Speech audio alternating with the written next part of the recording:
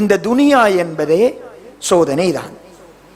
ஆனால் பலர் நினைக்கிறோம் வறுமை, நோய், கல்வியின்மை, அவமானங்கள் இவை மாத்திரம்தான் சோதனை என்று நினைக்கிறோம். ஆனால் வசதி, அழகு, அதிகாரம் அவைகளும் சோதனை என்பதை பல நேரங்களில் மறந்து விடுகிறோம். நிச்சயமாக கஷ்டமான தருணங்களில் சோதனைக்குள்ளாக்கப்படுகின்ற மனிதர்கள் பொறுமை காக்கின்றார்கள், அல்லாஹ்விடத்தில் பெரும்பாலும் வெற்றி பெறுகிறார்கள். ஆனால் மகிழ்ச்சியான உச்சமான தருணங்களை கொண்டு சோதிக்கப்படுகின்றவர்கள் இது சோதனை அப்படி என்பதை உணர்ந்து கொள்ள மறக்கிறார்கள், அதனால் தோற்று போகிறார்கள். இந்த மூன்று சகோதரர்களும் கஷ்டமான தருணங்களில் பொறுமை காத்தார்களா இல்லையா என்பது வரவில்லை. ஆனாலும் அவர்களுடைய வடிவங்கள் அல்லாஹ்வின் பால் நெருக்கமாகவே இருக்கிறது. உச்சமான தருணங்களில் 2 பேர் ரப்பையே மறந்துட்டாங்க.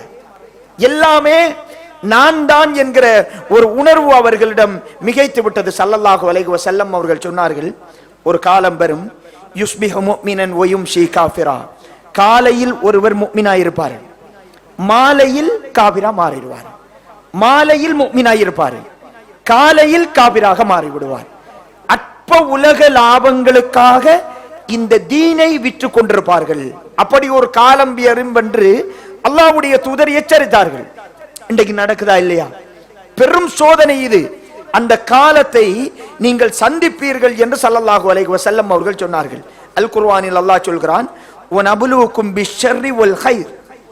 நன்மையை கொண்டும் தீமையை கொண்டும் உங்களை சோதிப்போம் அப்படி என்று அல் குர்ஆனில் அல்லாஹு தஆலா சொல்லுவதை பார்க்கிறோம். அப்துர்ரஹ்மான் பின் அவுஃப் ரலியல்லாஹு அன்ஹு அவர்கள் சொல்கிறார்கள், இப்துலீனா மஅ ரசூலில்லாஹி ஸல்லல்லாஹு அலைஹி வஸல்லம் பித்தர்ராஇ ஃபஸபர்னா.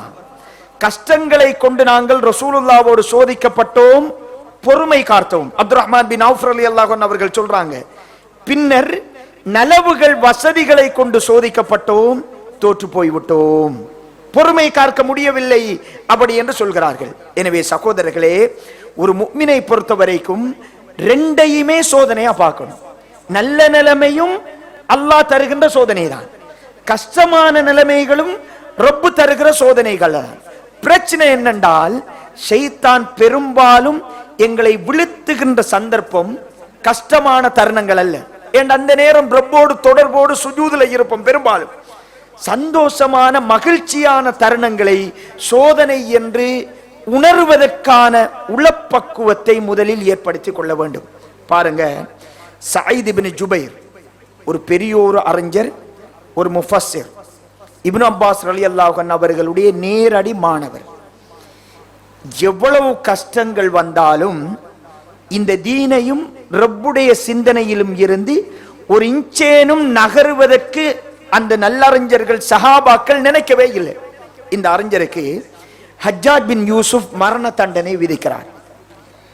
கடுமையான ஒரு ஆட்சி, மரண தண்டனை விதிக்கப்படுகிறது. அவர் ஹஜ்ஜாஜ் பின் யூசுஃபுக்கு முன்னாடி கொண்டு வந்து நிறுத்தப்படுகிறார். ஹஜ்ஜாஜ் பின் யூசுப் சொல்றாரு, உங்களை நரகத்திற்கு அனுப்ப போகிறேன் அப்படி என்று சொல்றாரு.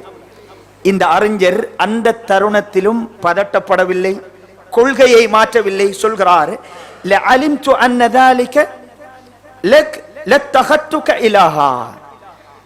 நீங்கள் என்னை நரகத்துக்கு அனுப்ப முடியும் என்று நான் அறிந்திருந்தால் உங்களை கடவுளாக எடுத்துக் கொண்டிருப்பேன், உங்களால் அது முடியாது என்று சொல்கிறார். மரண தருவாய் பதட்டம் இல்லாமல் நிதானமாக தைரியமாக சோதனைகளை எதிர்கொள்கிறார்.